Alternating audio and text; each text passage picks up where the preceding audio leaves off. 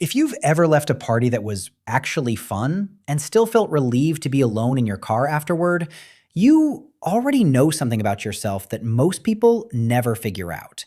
It's not that you didn't enjoy it, it's that enjoying it cost you something. Introverted people don't avoid people. That's the first misunderstanding. They avoid the aftermath of people, the mental residue that's still running in their head 3 hours after the conversation ended. Replaying a sentence, wondering if a joke landed wrong, reliving a silence that probably meant nothing. Most people think this is overthinking, but here's the interesting part. It's not overthinking, it's over-processing. An introvert's brain doesn't just experience a moment, it archives it, tags it, cross-references it with every similar moment from the past. So a 5-minute conversation isn't 5 minutes of input, it's 5 minutes of input followed by an hour of quiet filing. And that's where it gets deeper. This isn't really about social energy at all. It's about how safe the nervous system feels around unpredictability. People are unpredictable. Conversations shift. Tone changes.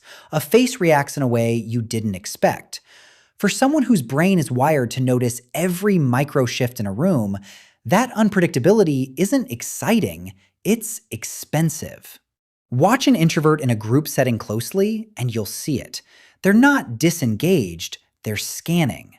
Who just got quiet? Who's about to interrupt? Whose energy shifted when a certain topic came up? They're not bad at socializing. They're doing 5 times the social work everyone else in the room isn't even aware is happening.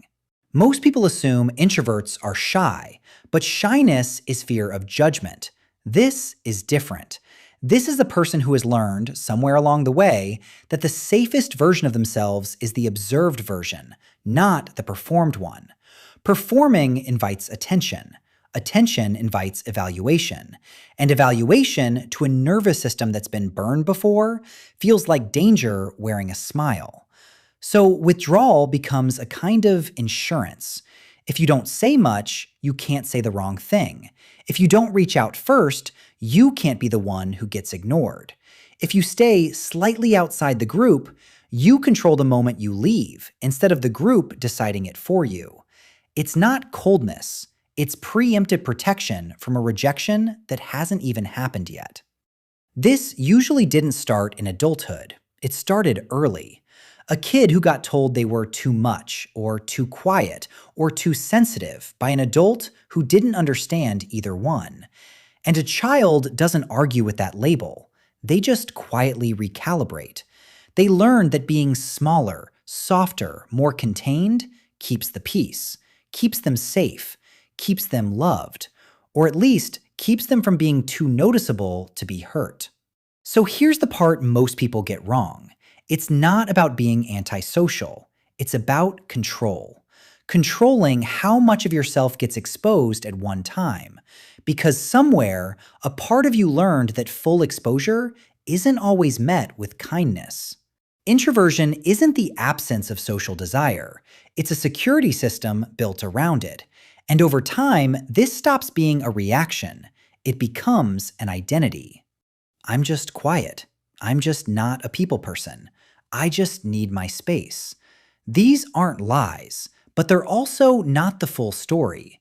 They're the socially acceptable version of a much older sentence, the one that actually says, I learned that holding back keeps me safe. But here's what doesn't get talked about enough. The same wiring that protects also isolates. The same caution that prevents embarrassment also prevents closeness. Because real connection requires a little exposure, a little unpredictability, a little risk of being misread. And the very system built to protect that person is also the wall keeping certain people out who never meant any harm at all. It was never about being broken or antisocial or too sensitive. It was a nervous system that got handed an unsafe moment once and built a permanent structure around it just in case it happened again. That's not weakness. That's adaptation. The mind doing exactly what minds are built to do. Protect first, ask questions later. Once you see this pattern, you start noticing it everywhere. In the friend who leaves early, in the person who goes quiet in meetings, in the version of you that needed a full day alone just to feel like yourself again. It was never random. It was protection wearing the disguise of personality. And if any part of this explains something about you, there's a deeper layer still to uncover, because this is only half the pattern. The other half is the extrovert, and why their wiring isn't the opposite of this. It's just a different way of staying safe.